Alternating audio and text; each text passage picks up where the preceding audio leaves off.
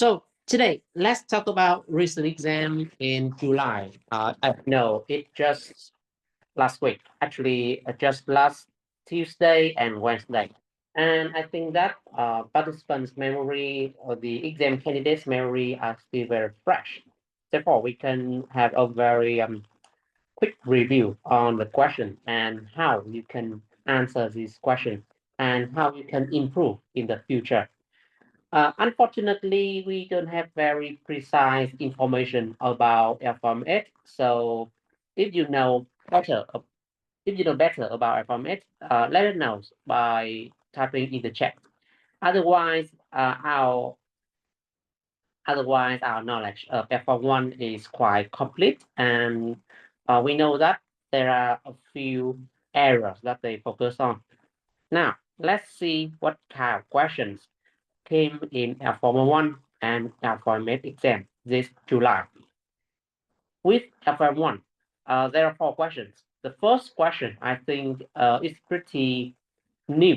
That is about the sources of added value. I think that for this one, although you know very well about the 5 rights of procurement, but overall, then it asks about the whole part of chapter 1 in L4M1, that is part 1.2. Also include the 5 rights of procurement. The second question, I think, is pretty familiar. That is about different electronic system. We have a few systems here, like e-requisition, e-catalog, e-ordering, e-sourcing, and e-payment. Very familiar. Next, also, I think this one is quite overlooked. That is the procurement procedures.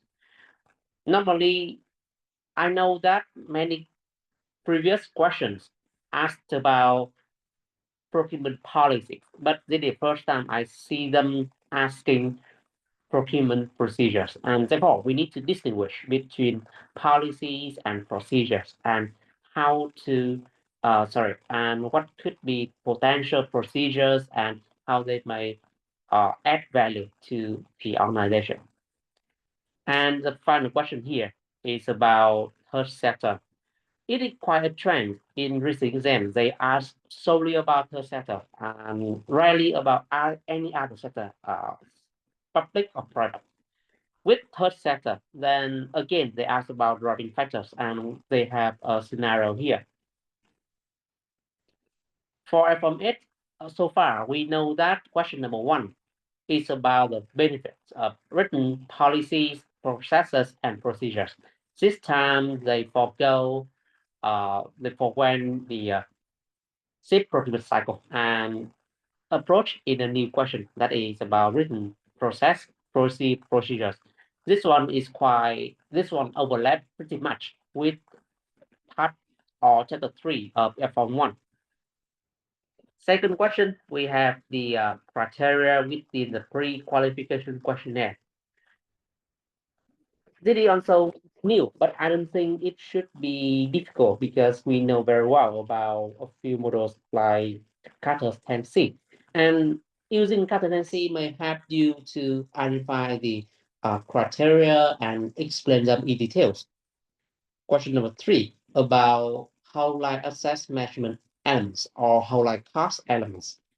It's also very familiar question, and it may not give the student any difficulty, except that they lack the time to finish this question. Finally, we have a question about the environmental factors. I think that we need to analyze the different environmental factors and how to deliver environmental value in procurement. So that is my guess, but I don't know the precise question. Therefore, if you know, please share to the chat, and I may help you to cover that question. May help you to answer that question.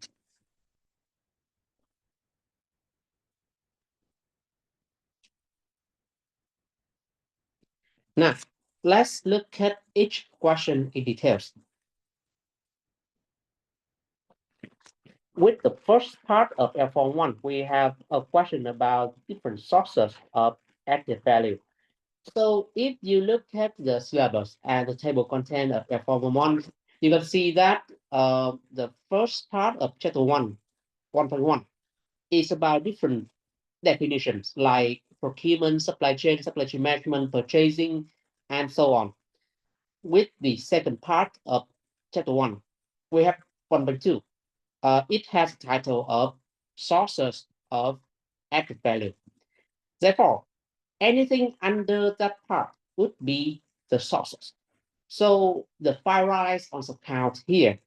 We also have the whole life assets measurement here and other sources like brand, reputation, innovation, market development, and sustainability. I think that if you want to achieve higher score, then you should focus more on the whole life assets measurement and the other sources.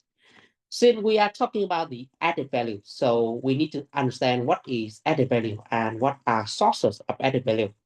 The added value is something, is some surplus or some value or something that procurement may deliver, some benefits that procurement may deliver to the organization. And through their action, through the procurement activity, through the measurement, then we can deliver different type of added value. And there are many sources from procurement itself. We have the sources, the source here. It means like what kind of strategy or what kind of specific value we can add to the organization. So we can rely on the file rise, we can rely on the whole life assets measurement, we can rely on other sources. The next thing is how you can explain the added value of each source here. So let me take an example about innovation. Here, I explain more details, more specifically about how we can answer this question about the source of added value. First of all, we need to explain how this value or how this source benefits the organization, like how innovation may benefit the organization. So sourcing from an innovative supplier or sourcing some innovative solution may help the organization gain competitive advantage and be ahead technologically ahead of their competitors. And of course, they can deliver better product with better value, with better solution to the customer, and absolutely gain more market share. That is the value of innovation. So with each added value here, then you need to explain about how they may benefit the organization specifically. And second, like how procurement can secure or deliver that added value. First of all, with innovation, just continue my flow here. Innovate with innovation, then procurement may enhance by collaboration with the supplier through some initiatives like value analysis. We can also work with internal stakeholder as well through early supplier involvement or cross-organizational teamwork. Or we can define the innovation in the selection criteria and we select the best supplier based on that criteria. And next, if possible, you can also write about the trade-off or the cost of for achieving such added value. With this one, then we need to analyze what kind of costs or what are the activity or what kind of cost or what kind of trade-off we need to trade to achieve that value. Nothing is free, and therefore any added value here must be treated by the effort, by the research, and by other risks. So to improve the innovativeness, then absolutely the organization may need to take more risk. They need to invest in a relationship with the supplier. They need to engage in different activities with the supplier. So they may risk exposing their intellectual property, they may exposing their confidential information, and the investment may not return something positive. Okay, so there are a lot of uncertainty here. And even when we want to achieve the added value, then it is not the added value is granted, but we need to actively manage and monitor that added value. I think that you can use the same approach to write about brand reputation or market development or sustainability. We can use the same way, like with the brand, then the added value here. It means that when the organization has better brand or brand image, then they are better known to the customer. Then also they gain the comparative advantage. Very added value. Okay, it's great value, not just added value. And then with that brand image, then the procurement needs to engage in different way. They need to source from reputable supplier and also avoid undertaking some unethical behavior. And we must have very strict um, code conduct here. Okay, avoid spoiling the brand image. Furthermore, the brand is also enhanced by the product quality. So we also need to buy quality products. We need to qualify the supplier's quality and avoid the compromise with the quality. And with this kind of added value, then of course we need to trade off some measurement, like we need to manage the supplier more. We need to check the quality of the input. We need to check their behavior and ensure that they all act in the good fit. You can write same way with other added value here. And ZD, now we can consider it as a valid part of potential question exam.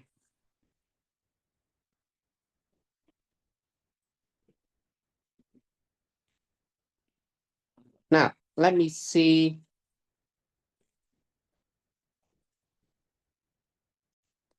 Let me see a few messages about a few messages from chat about my recent question and also about the question in L4M8. I see the message from Itikar about the answer. He he wrote in different sources at the value.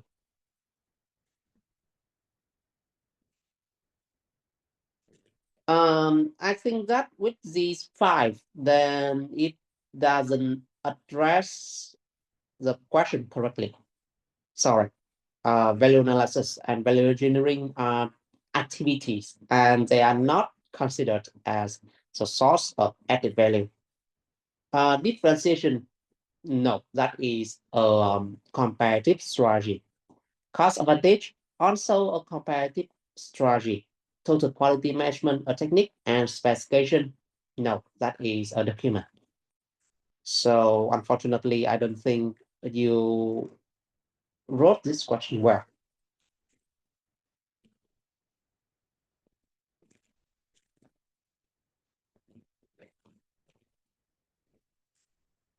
All right, so I have more information about L4M8 now.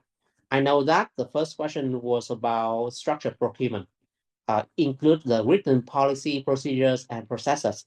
Second question about pre-qualification questionnaire and five aspect, not just five criteria. Question number three, again, whole life cost, nothing special, five aspect again. And question number four, where a restaurant, there were several things that have been done. Either, okay. All right, so yeah, actually this question has been asked before. I don't remember, but this is repeated.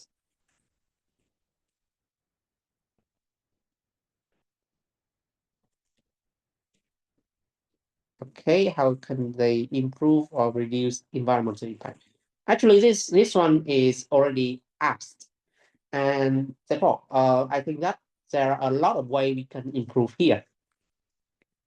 Okay, let's continue with question number two of L4M1.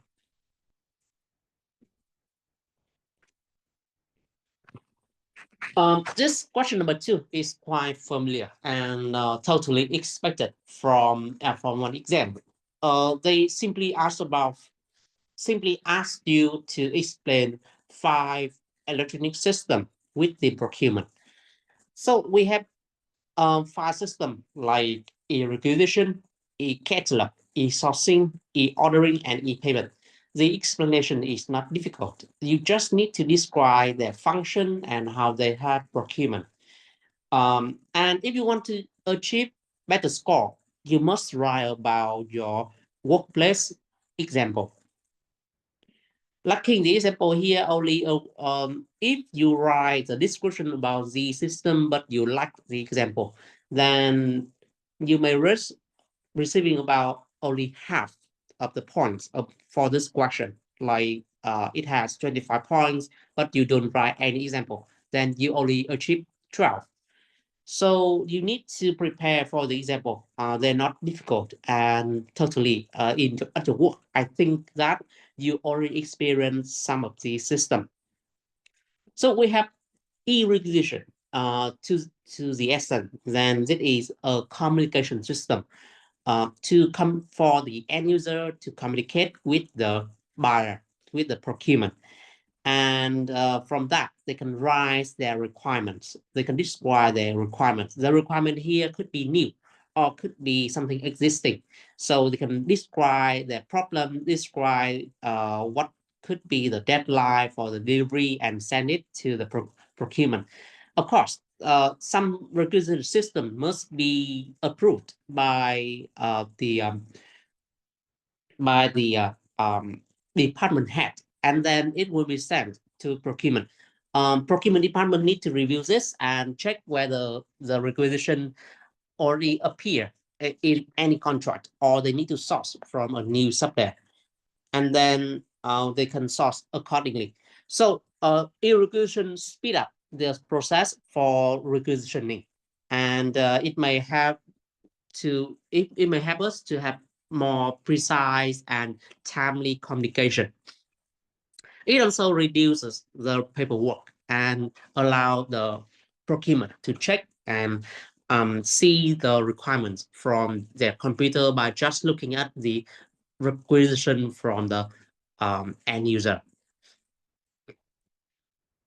Second, we have e-catalog. E-catalog to the essence, by the essence, it is a database of product, and it shows the product features, some of the images, and other information, especially about the specification, their standard and specification. With this system, we can use it to search for the appropriate product and buy it accordingly. So it speeds up our process for writing the specification, and especially when e-catalog here is connected from a supplier's database, then the product features are constantly updated according to the supplier database, and they are updated in real time. It is very convenient, and we can always update and purchase the latest product with the latest technology. But in the asset, then the catalog here may help us to reduce the time to uh, devise a specification, but we can just look for the product from our database and place the order accordingly. It also reduces the paperwork. We don't need to print a lot of product, a lot of specification and store them somewhere. We just look for them within our computer.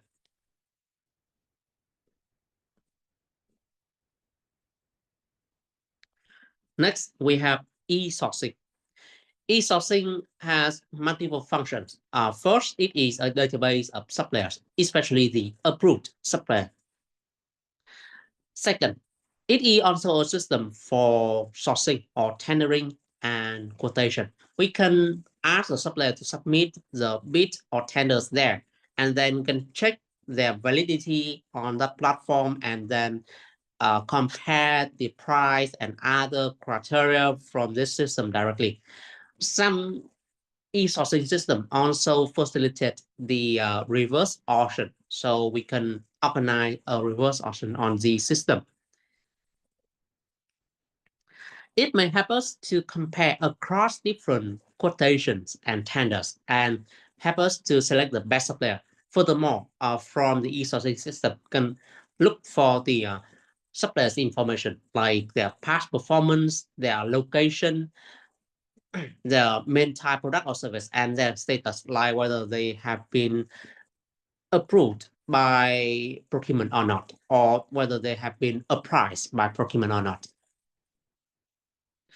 This system is very essential in procurement activities, and we can use it to source and select the supplier. Especially, it may improve the transparency, and when someone needs to audit the whole process, then they can just look at the trail from the e-sourcing system.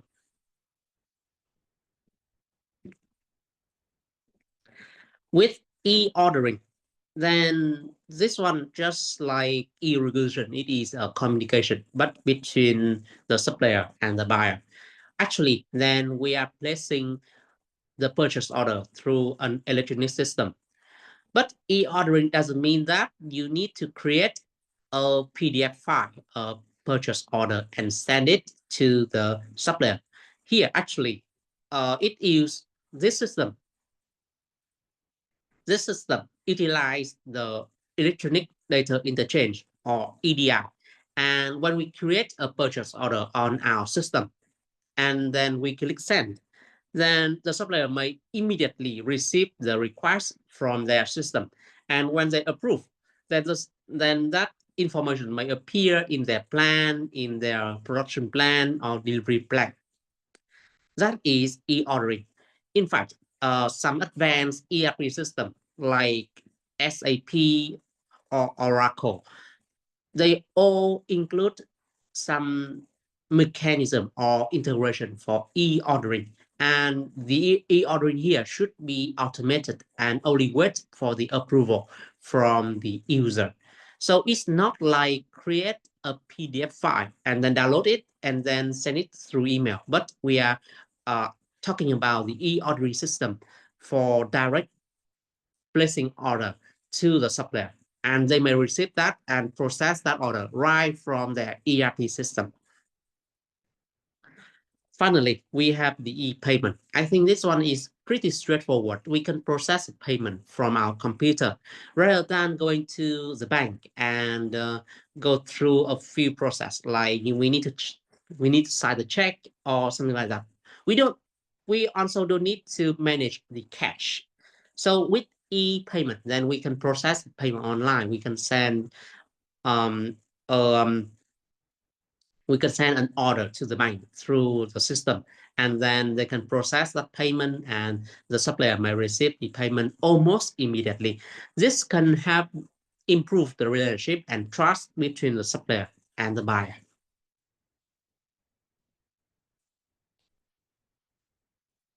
Okay, let me see whether you have any concern about this question. Nope. Okay, let me move on with question number 3. Question number 3 here, as I said, it is quite new because it asks about procedure. This is the first time I see a question about procedure. Normally, they ask about the policies, like the benefits of policies or different areas for policy or the objectives of policy. So before I address this question, I need you to distinguish between the strategy, policies, and procedures. All of these definitions are taken from Cips glossary on Cips website. As you can see, then they define strategy as the high-level plan and try to direct the organization to a certain direction, to a certain way, into a certain way. And they have very clear term regarding the goals or the objectives, but they are all about long term.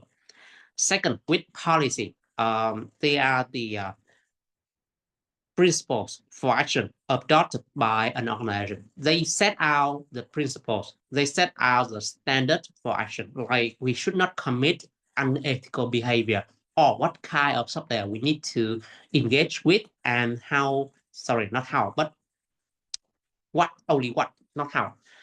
Policies are only about what we should do, what we should not do. But procedure are about how we should undertake certain action. And it is defined as the method by which a task should be undertaken. So it is how, why policy is what. Okay, you can write about that in your exam. With the procedure, you can see that we have a very clear study guide part on this. You can look at page 139 and 140 from study guide. They already list out 5 procedures, like the responsibilities for procurement, regulations regarding competition, levels of delegated authority, responsibilities for sourcing process, and invoice clearance and payment. I don't make up this thing. I don't make up this thing. I just take it from page 139 and 140 from study guide. However, as if you read that part more carefully, you can see that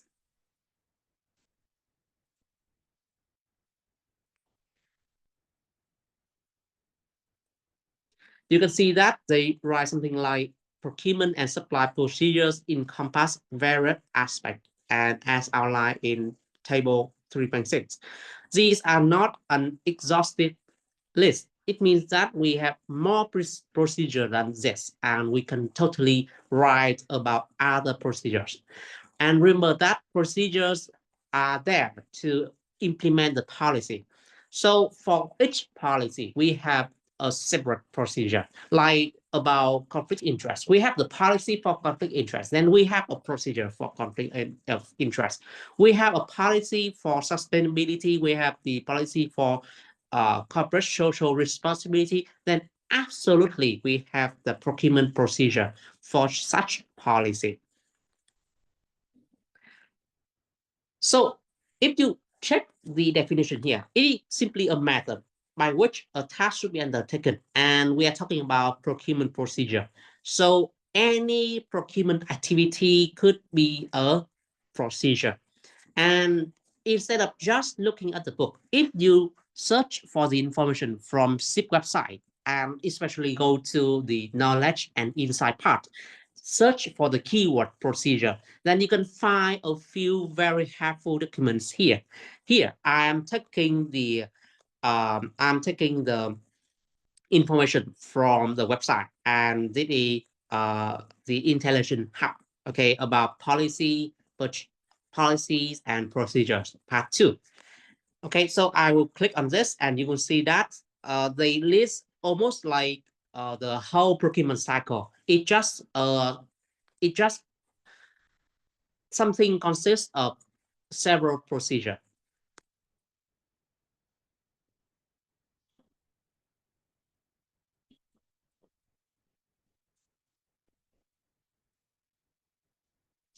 Now, I want you to check Cips website, and they have a lot of documents there. And when you prepare for CA exam, you should absolutely visit this site and search for relevant topics.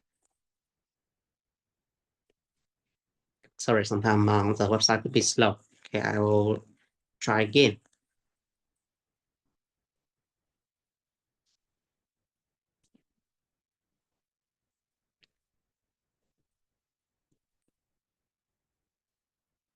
If we search for the keyword procedure, then the website return to 4 results. Okay, you can read all of them. Actually, 3. We have procurement policies and procedures explained. We have policy and procedure guide, and the part 2 of this one. Part 1 is majorly about policy, and part 2 majorly about procedure. So I click on part 2.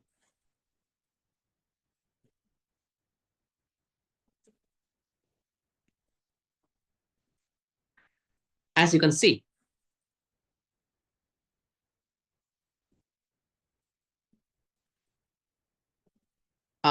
they talk about the procurement and supply management model. and the procedure which follow reflect with some simplification this model. And you can see that they just mentioned the procurement cycle. We have sourcing analysis, we have requisition demand management, pre-contract activities, post-contract activities. These are different procedures. And absolutely, you can write these things, list this thing in your exam answer. Okay, so this is a very helpful information, and it just requires you to have the Cips membership. So you can access this one, read this document, and prepare for your exam. So I strongly recommend you to visit Cips website regularly and search for the latest documents. And even for several questions, like about the procedures, about policies, about supplier selection, supplier appraisal, about pre-qualification questionnaire, and so on. They have a lot of document here. Also about contract management, relationship management, a lot of topic. So visiting Cips website also benefit you when you prepare for CA exam. This question is just an example. And in L4M8, I can show you that there are more questions when searched from this site.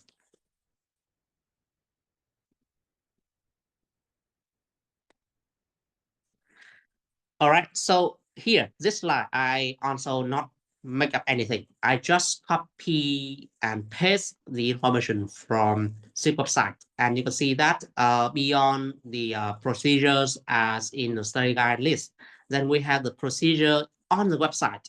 And furthermore, if we analyze the definition here, then procedures could be anything. So as long as you can demonstrate that activity or that procedure are for procurement, then they all count your answer. I know that this question number 3 has two parts. Part A simply outline or list, okay? And part B about analyze two procedures and how they add the value to the organization. So you have the freedom to explain about those two procedures. Here, they specifically add about like how those procedures add value or their importance. Therefore, we can explain the importance here, like, first of all, with the um, regulations relating competition, then actually you can explain like when procurement need to purchase from the market, they need to ensure the value for money. And one way to secure the value for money is through competition. Right. So we need to have the procedure regarding competition. And then you can explain about how we can secure that principle. Like for every purchase, we need to ensure for at least 3 available suppliers to create a genuine competition. We need to check their relationship, whether they have any relationship, whether they are colluding each other, and uh, we need to maintain a genuine competition, right? And then for competition, we can also to increase the competition in monopoly market. Then we can decide to switch to a performance classification and so on. So by the way, then I think that you can secure a pretty good score on this question.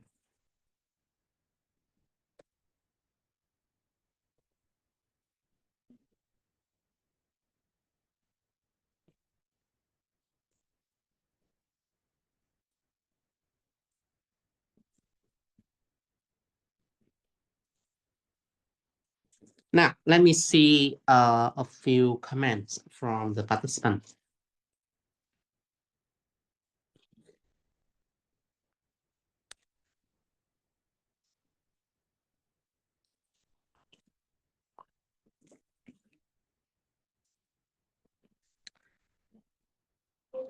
Ithaca, as from my own information, the precise question asks about procedure, not policy.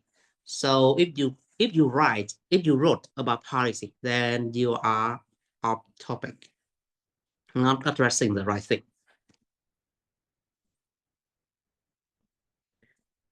But any policy here, you actually can develop into the procedure. So you must you must pay you must pay very close attention to the question wording. policy are different from procedure. Policy are just about principle, what we do and what we don't do, and procedure are about how we undertake an action. You must be very careful about this. From my own information, from my own student, then they said that the exam was about procedure, not policy. They are totally different.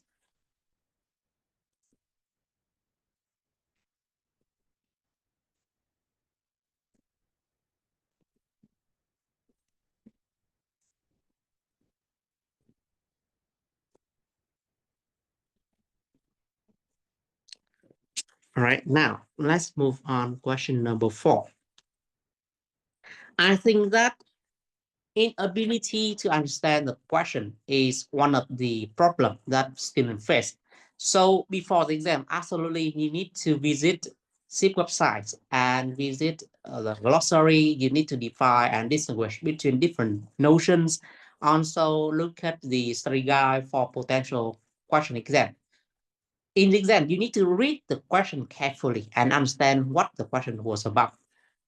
Don't frame the question in your way. You must understand what question was about first before writing your answer. Okay, so don't be mistaken between policies and processes that may make your answer less attractive and attract less score. Now, the question number 4. With question number 4, I think I already addressed this in previous event, especially in even before uh, the week before the exam. I already addressed this, and I already asked the student to write the driving factors of third sector organization. In that event, then I remember that although students attempt to list a few features like the measurement by the trustee or the participation of the volunteer, but they fail to link between the driving factors and how procurement may adapt to those features. So here again, I represent what we can write about third sector organization. First, third sector organization represents a cost. It means like they need to deliver certain objective and they deliver some social or environmental objective, like they want to help the orphanage children, or they want to improve the climate, or reverse or promote the zero carbon emission. So because they represent a cost, so third sector organization must demonstrate very strong ethical values and act consistently.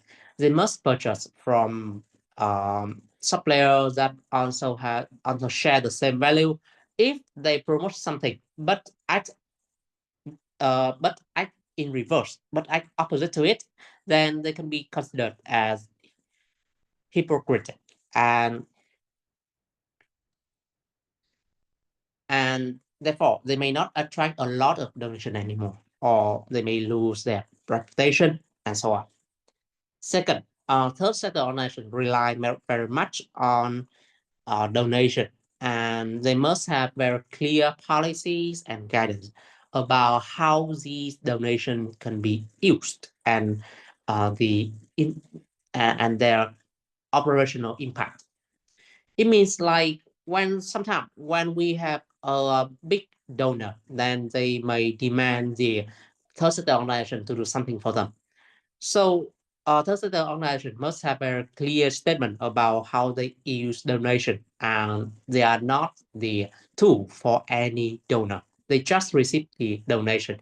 By donating, then the donor agrees to their mission. So they still act in accordance with their mission only. The third matter is that third sector organization has very strict budget. So they must deliver the value for money and plan their budget accordingly. Uh, the donation here could be like fluctuating and not stable. So they may need to have the skilled procurement professional and link or find way to improve the value within the supply chain. Next, because third-sector organization also receive the donation and they must be accountable before the public.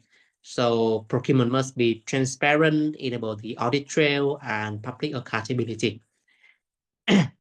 And because they are delivering some charitable activities and they are helping other people, so they also need to understand the requirement here, especially the beneficiary requirements and sourcing accordingly. Like they may want to have the children in war-torn area, like that those children need food, like formula milk. So they need to purchase the right type formula milk and right type food that is more suitable for a war-torn area instead of just normal food like raw beef. So in war-torn area, then accessing to energy like gas or electricity could be rare. So we must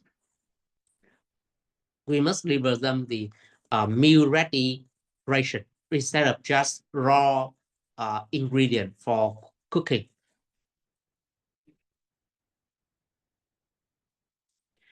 I think that this one is straightforward. But the problem with question number 4 is that most students still struggle to balance time between different questions. So you need to allocate sufficient time for each question and avoid focusing too much on certain question and then ignore the other. Okay, that strategy also doesn't help you to achieve the maximum score and help you pass the exam.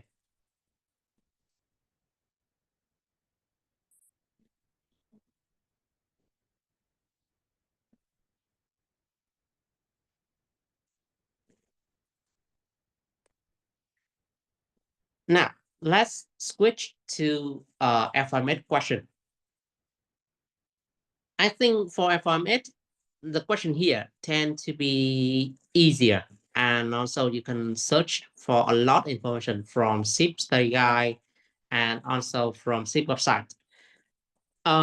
With the first question about the benefits of written processes, policies, and procedures, then you can totally look at the information from study guide, page 26 and 27.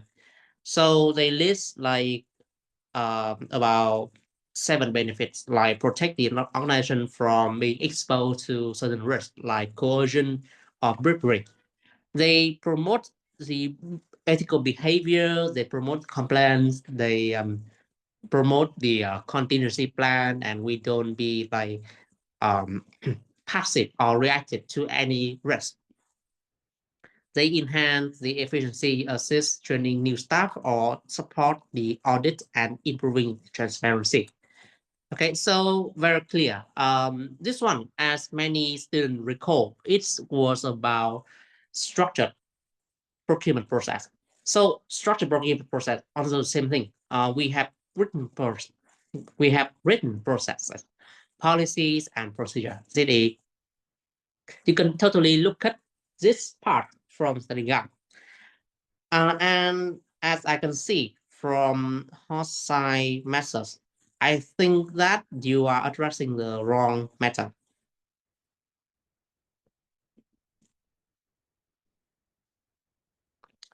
It's not about the procurement cycle, but it is about how written policies and processes help the organization.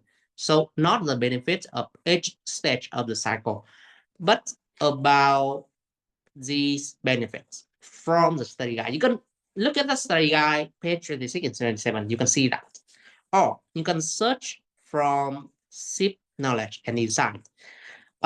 From the page of policy and processes, they already introduced the benefit here, like cost saving, efficiency, and innovation. I can demonstrate that.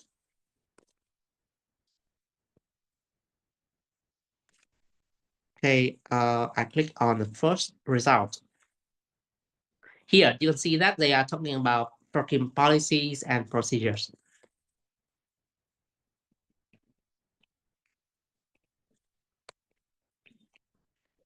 And here are the benefits. Benefits include cost saving, efficiency, and innovation. And if you turn the book, okay, this is the result. Okay, so this question is very well addressed by both study guide and by different pages, different articles on the website. So I think that you have a lot of material to learn from.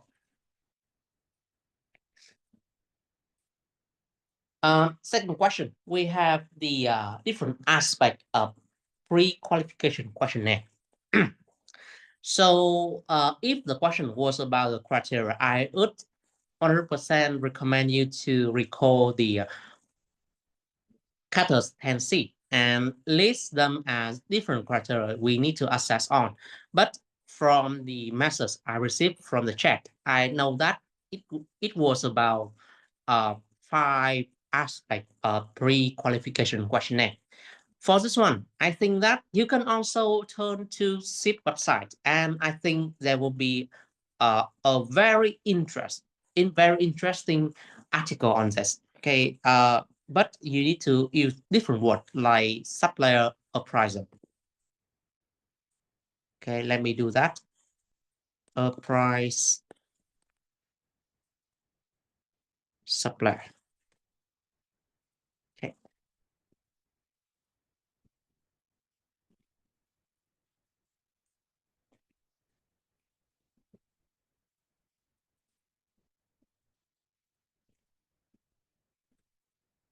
Here, we have the we have an article, supplier relationship measurement, how to appraise suppliers gap. Okay, and if you read this one, they distinguish between appraisal, approval, and rating. Okay, with appraisal, it is the pre-qualification questionnaire, and we can use different aspects here. All right, let's look at this. Scroll down a little bit. Okay, so the appraisal here, we may have a few aspects. Okay, such as finance, production capacity, facility, human resources, quality, performance, environment, and ethical consideration, and information technology. Okay, this one is gold. Okay, addressing the right question here. Of course, we have the finance, right? And then we have the production capacity. Okay, you can write different questions like the maximum productive capacity for normal working period, or how existing capacity can be expanded to meet future demand. Right. So in that question, I think that it asks about 5 aspects, and consultancy can help you, of course, because it also focus on not just 10 criteria, but also 10 aspects, and you can pick any 5 from them. From the Cips website, you can see that they talk about something like finance or production capacity. They correspond to cash and capacity under Carter's 10C model. So the thing is, although they ask you to align 5 aspects, it doesn't mean that listing them alone is enough. You need to demonstrate your further knowledge by rising or explaining further aspects. I mean that when we talk about something like capacity, then what information we look from suppliers specifically, and how we can ask them, how we can check their capacity from the pre-qualification questionnaire. And in that regard, I think that Cips website has done an excellent job. Okay, so you can write this question to the supplier. They address some key aspect about their capacity or about their finance. Okay, the check recommend a list below. All right, very detailed list. Profitability, value of capital assets, scale of borrowing or gearing, and so on. At the end of this document, you also find template for custom sheets and also a template for pre-qualification questionnaire. Okay, with very specific information. Here they call it new supplier request form.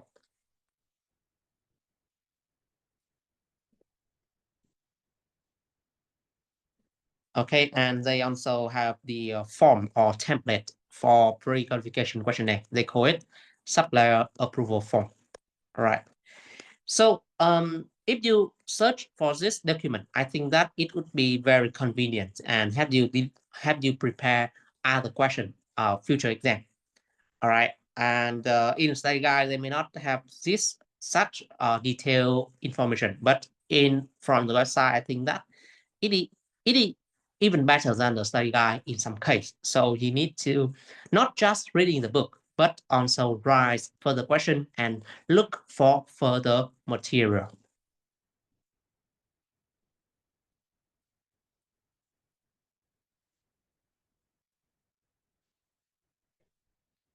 Okay, so for this one, again, I think that you can utilize Cips website and they provide even better than my slide only.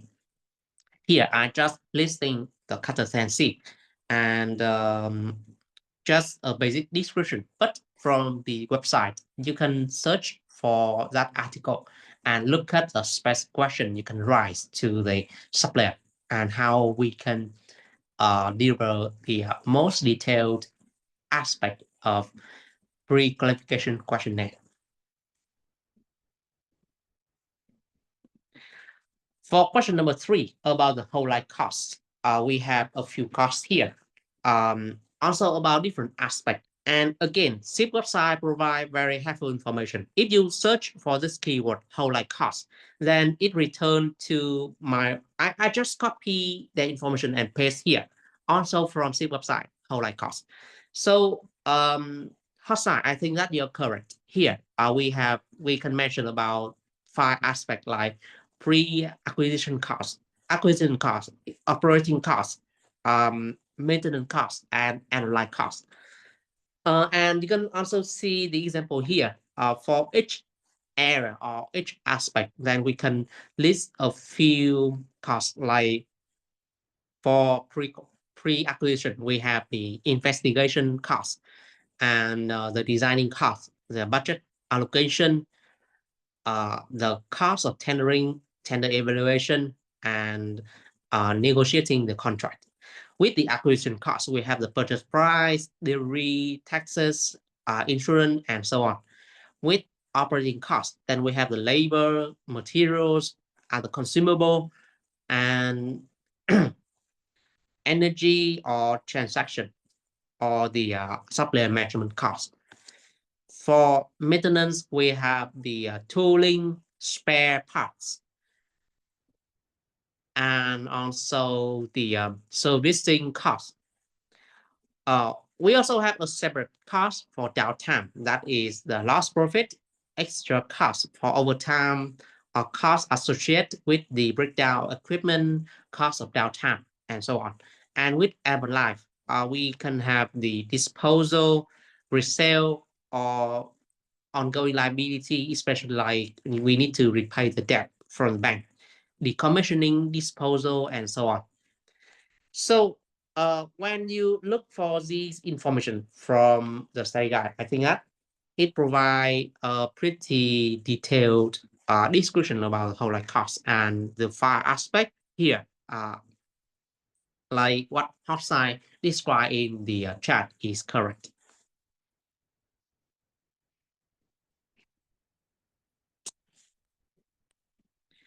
Again, you can search for the whole life cost from Cips website.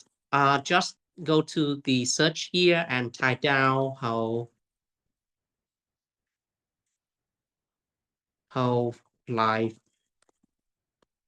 cost. They provide the same thing that I already show on my presentation.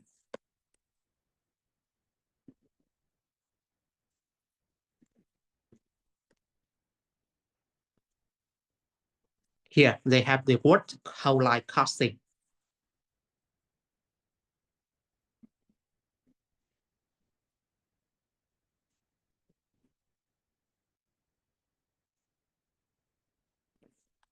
Sorry, not precisely here. Member only assets whole life costing.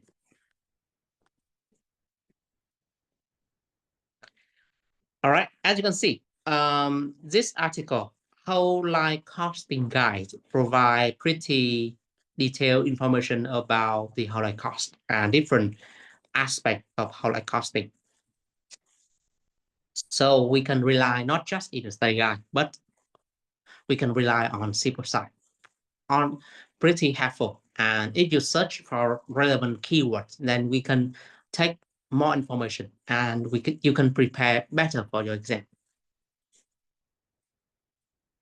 Now, let's move on to the final question. Actually, this question was asked before, and I was unaware about this question until you message me through the chat. So this slide may not be really not really helpful, but we can imagine like this. Since the question was about a specific scenario, so we need to address the problem in scenario. And the fix here may come from the procurement cycle. We can start with the defining business needs, like what kind of problem with the company, with that restaurant at the moment, like they are using plastic straw. They are not categorizing the trash bin. They let the engine on in the winter. So to reduce the impact, then they need to revert to the basic point.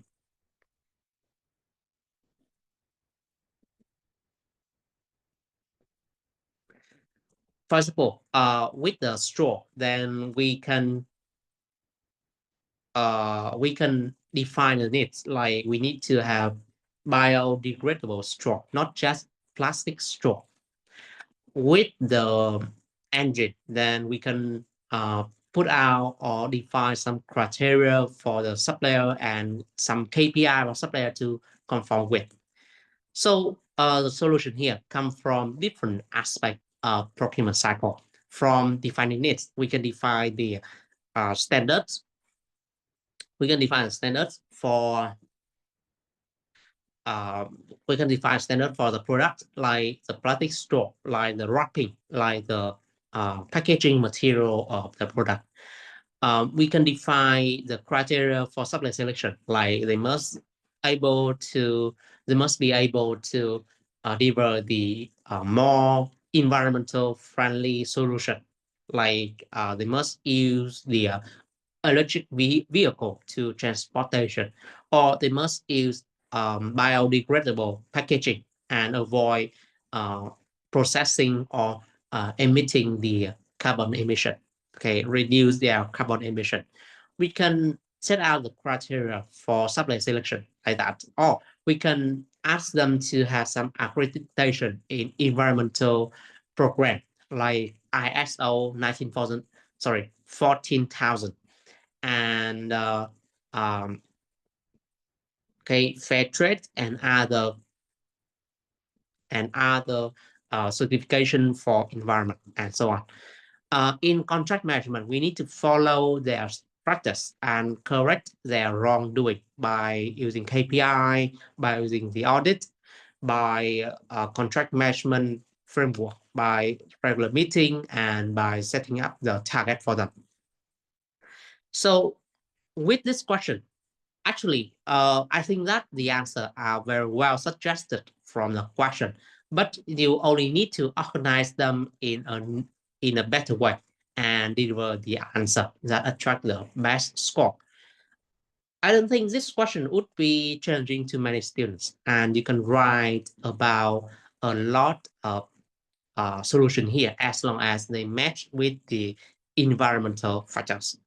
So with this one, I need to show that environment or environmental matters in ESG is a big topic, and it may cover different aspects like resource conservation, using less resource using the recycled material and reduce the waste. That is resource conservation. Second, we have the biodiversity and land use. That is the protection of ecosystem, reducing the waste, reducing the landfill, and protect the environment surround you and the environment in somewhere in the world. We also have the obligation toward the pollution and waste, all about energy consumption and climate change. Here, we can try to reduce the carbon emission and use renewable energy for greener life.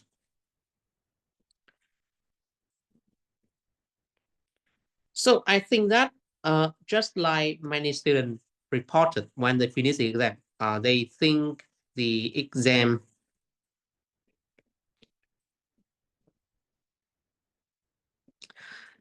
um, I think L4M8 exam is quite fair and many students may perform well in this exam, but with L4M1, they may be a little bit more tricky. But however, I hope that you may still achieve a pass in this kind of exam.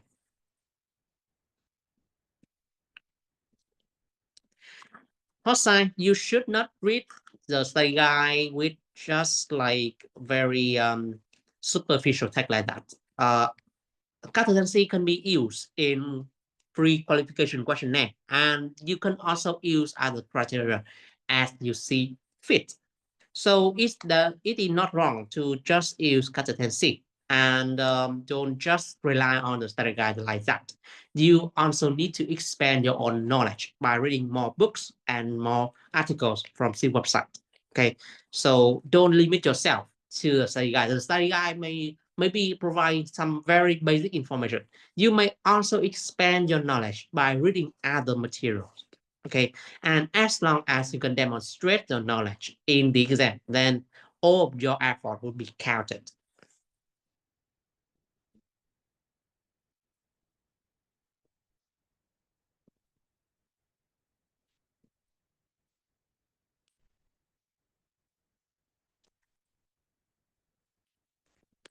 Okay, so that's all for our review today.